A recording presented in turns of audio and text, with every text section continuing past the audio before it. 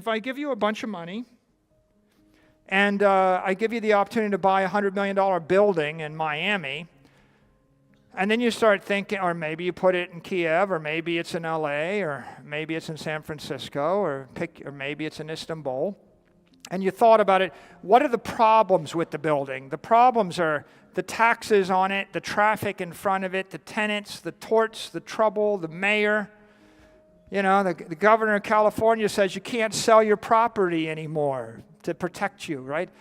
You know, at one point, the mayor of New York rent controlled every property you owned. At another point, they tell you couldn't charge your tenants rent because they might not be able to pay it. You have all of these problems you got to deal with, not to mention corrosion, hurricanes, fires, right, etc. If you could get rid of all of them, then your building would be more valuable. But what about the good things? What if I could cast a magic spell? What if I could make the building invisible, indestructible, immortal, teleportable, programmable, divisible, fungible, configurable? Right? What if I could just move the building in a split second to a place where the mayor didn't hate me? Right? Might be useful. Right? That's digital capital, and digital capital is global capital.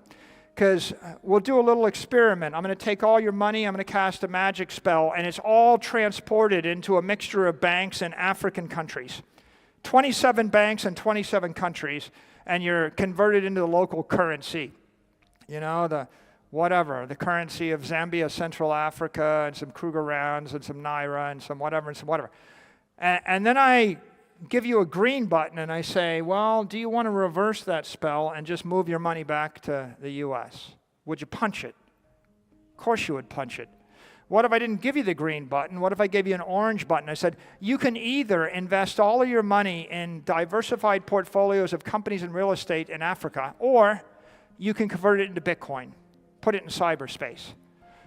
And what you see, and now let me make it easier for you. I'm going to drop you and all your money in North Korea, or Cuba, or I'm going to put you in Venezuela, or Russia, or Turkey, or Kiev, or Lebanon, or Syria. And what you can see is that all around the world, by the way, I'm going to put you in Europe. You know what the Europeans think? The Europeans want the dollar. If you actually ask people in the crypto industry, what's the demand for digital euros versus digital dollars? It's 99% dollars, 1% euros. The Europeans don't even want their own euro. Every one of them would dump the euro and go to the dollar. And that's not speculation. We know that for a fact, because when they're given a choice, they all choose the dollar. And so the truth is, you look up at that map, there's just about nowhere in the world you want to be invested in real estate or diversified portfolios of currencies, bonds, or companies that's better than the US. And so what if I can't bring my money to the US? And the truth of the matter is you can't. Russians don't get to invest in the US. Chinese don't get to invest in the US. You're Chinese, you have $1 billion, you can move $50,000 out of the country per year. Right? In Africa, they don't get to invest in the US. You know, it's illegal to hold a dollar bill in Nigeria. It's illegal. Okay. So in this particular case, the entire world is looking for a place to put their money.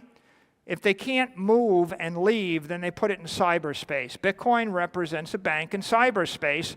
And when they put their money into the Bitcoin bank, they're getting the same performance, the same protection that the San Francisco billionaire gets. Right? Everybody's equal. One last way to look at Bitcoin, it's a revolutionary advance in capital preservation. Your commercial real estate building's good for 40 years. You know, your house in Miami, you know, you probably will hold it 20 years before you paid the equivalent in taxes on it, right? Maybe you've got some other financial assets that last longer, but for the most part, people hold things that are good for 10 to 100 years, and it's hard to get a 100-year asset. Well, Bitcoin's a 1,000-year plus asset. If you're looking for something that you can buy, hold in your family, and give to your grandchildren's grandchildren, Bitcoin is that thing. You don't know where you're going to be living. You don't know what regime you'll be under. There's no bank, there's no company, there's nobody you can trust that'll be around in 150 years. The Bitcoin you can take with you. And why? Well, because it's literally secured by the most power in the world. It's a power network. It's a monetary network backed by computer power, more computer power than Microsoft or Amazon could muster if they wanted to attack it. It's backed by electrical power. A gigawatt is a nuclear reactor, 20 full-on nuclear reactors, but scattered everywhere in the world, backed by hundreds of millions of holders, backed by 600 million fanatic crypto people. How fanatic? Fanatic enough to tilt the election in favor of Trump. All three, the House, the Senate, and the White House. And they're not just crypto fanatics in the US, they're crypto fanatics everywhere. South America, China, Russia, Africa, everywhere. And it's got real money in it. So this is a very powerful network. It's the most powerful crypto network in the world. People ask, well, what's it backed by? Power, right? Well, why Bitcoin instead of the other one? Well, 99% of the power is in this one. You can copy it 1,000 times, but the point is there's got to be a winner, just like there had to be a Google. Just like, well, why do we use English? Well, because all the rich, powerful people speak English. Well, what if they all change? What if they stop speaking English? Well, why would they? They have all the power, right? Why do we use base 10 math? Because all the rich, powerful people made their machines with base 10 math. It's a protocol. Once you adopt the protocol, it tends to go on for hundreds of years or even thousands of years. My 21-year Bitcoin outlook.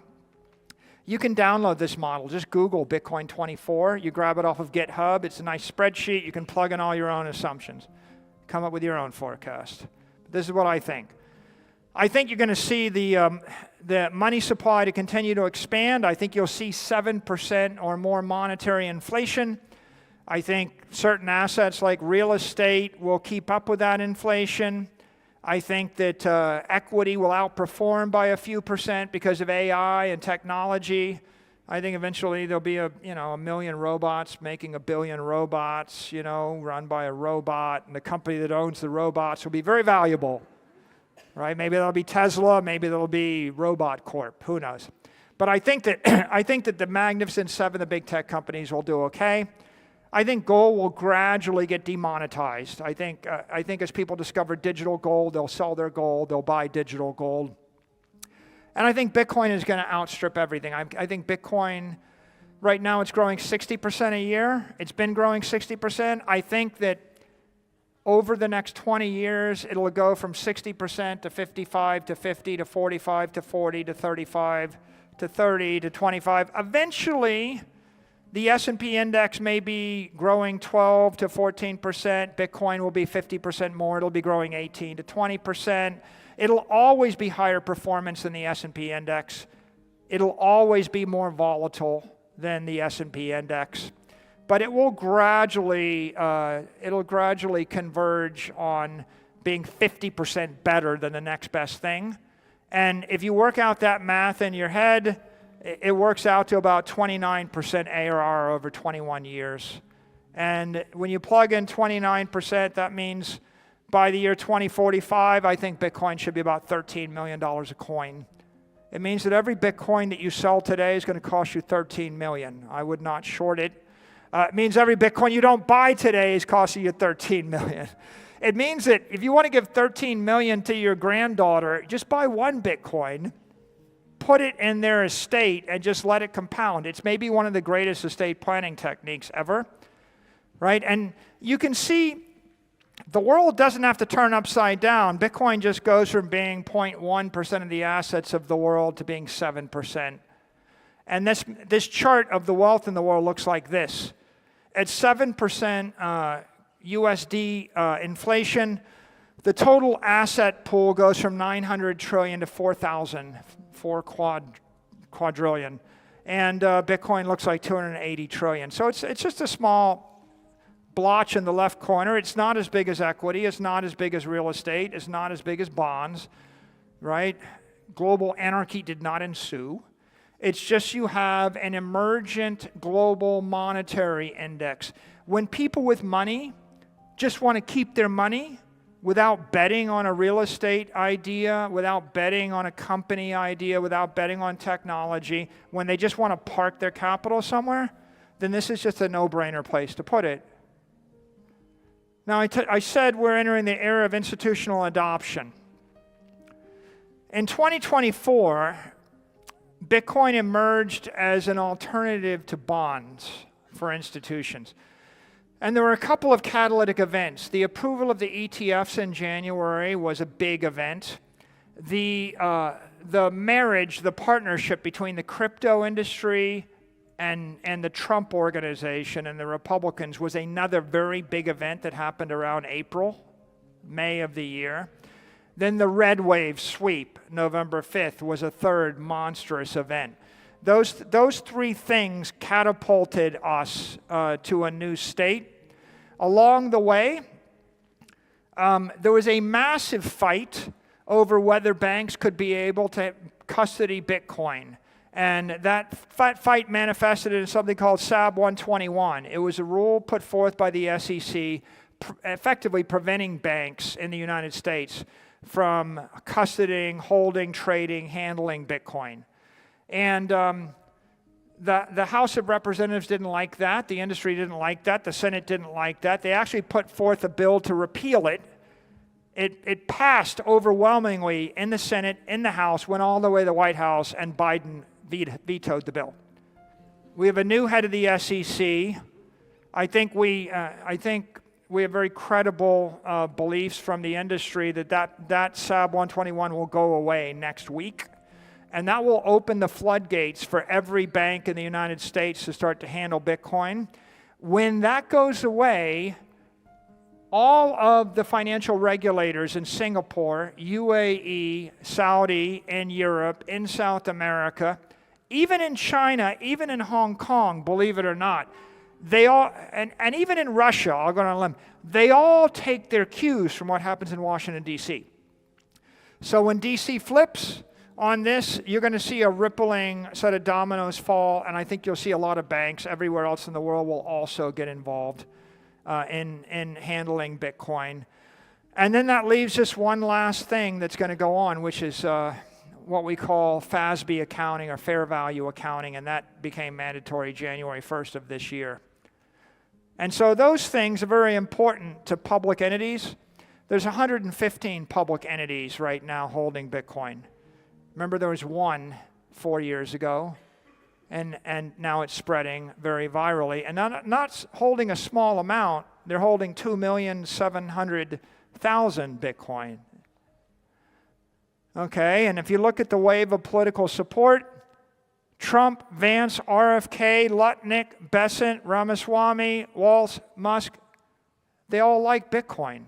They all support Bitcoin, right? The entire cabinet is pro-Bitcoin, right? And in addition, the White House likes Bitcoin, the Senate supports Bitcoin, the House supports Bitcoin, and Wall Street has flipped